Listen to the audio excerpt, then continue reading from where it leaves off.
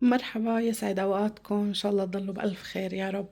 اليوم رح اعمل لحم بعجين، وحبيت اني اصور وشارك معكم الطريقة. هذا اللحم بعجين رح ساويه بالخضار، او نحن بنسميه لحم بعجين احمر او لحم بعجين عنتابي. عندي كيلو لحمة خروف مدهنة، ورح احط معها يعني هي شوي مدهنة، ورح احط معها كمان معلقة دهنة تعطيها نكهة كتير طيبة، وبصير اللحم بعجين طري. كيلو لحمة. عندي حبة فليفلة حمراء، حبة فليفلة خضراء، 3 حبات بندورة. البندورة بتطلع تقريبا نص كيلو أو أقل شوي. في ناس بيحطوا لكل كيلو لحمة كيلو بندورة، بس أنا بحس كتير البندورة، فبحط نص الكمية. نص كيلو بندورة، حبتين بصل حجم صغير أو حبة وحدة حجم كبير. عندي هون معلقة توم مهروس، معلقة كبيرة.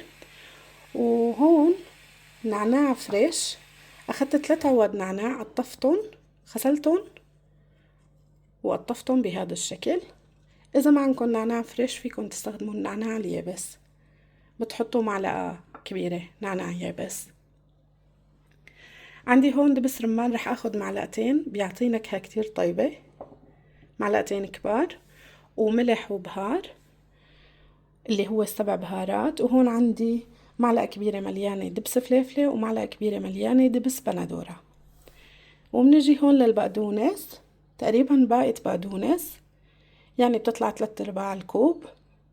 بعد ما تفرموها بهذا الشكل، فرمتها كتير ناعم بمحضرة الطعام. حاولت اخد الورق اغلبه، يعني ما اخد العيدان لحتى ما يعطي مرارة. يعني قد ما فيكن تخلصوا من عيدان البقدونس، وفرمته كتير ناعم. طبعا هدول الخضار كلها رح افرمها ما عدا الثوم، لان الثوم مهروس. البصل، البندورة والفليفلة والنعناع رح افرمهم بمحضرة الطعام. وبما انه البصل والبندورة بيطالعوا كتير سوائل، فرح صفيهم شوي. هدول هن كل المقادير. وبالنسبة للعجين أنا رح أستخدم الخبز. للناس اللي عايشين بالسويد، هذا الخبز معروف كتير، موجود بكل السوبر ماركات. أنا جبته من الولس. هذا كتير أطيب من التورتيلا، أسمك شوي وأطيب، نكهته كتير طيبة. أو فيكن تستخدموا خبز التورتيلا، ما بيأثر. أنا جربت التورتيلا وجربت هاد، حبيت هاد أكتر. وهاد بيجي منه مستطيل اللي أنا عندي رح استخدمه، وبيجي منه مدور. اللي مدور بيجي حجمه أصغر وأحلى ونفس الطعمة. فعندي هون هذا الخبز اللي رح استخدمه. يعني كمان بما انه الناس اللي بتشتغل، نحن اغلب الناس هون بتشتغل، فاسهل واسرع. اول شي رح افرم البصل والبندورة وخليهم يصفوا شوي، وبعدها افرم اطحن الفليفلة بمحضرة الطعام والنعناع. عم صور وببداية الفيديو طلع كتير اصوات من البراد. هذا البراد عندي عم ينزل تلج، فلهيك طلع اصوات، وخطر له ينزل تلج وانا عم صور. هذا البصل عم افرمه ورح احطه بمصفي، وافرم البندورة كمان، اطحن البندورة وكمان حطها معه بمصفي خليها تصفي شوي. هون عندي حبتين فليفلة، حبة فليفلة حمراء وحبة فليفلة خضراء. هدول حدين شوي فرح حطهم. اذا ما بتحبوا الحد ما تحطوهم. اذا بتحبوا الحد فيكم تحطوا حبتين مشان يعطي نكهة طيبة. ضفت كل الخضار. اول شي فرمت البصل وصفيته من ميته شوي، حطيته. والبندورة والفليفلة كمان طالعت مي، فصفيتها معه وحطيتهم. وهي الفليفلة الحدة مع النعناع. هلا رح ضيف عليهم دبس البندورة ودبس الفليفلة ودبس الرمان والملح والبهار. طبعا الملح والبهار هذا نظري، يعني انتو كيف بتحبوا بتحطوا.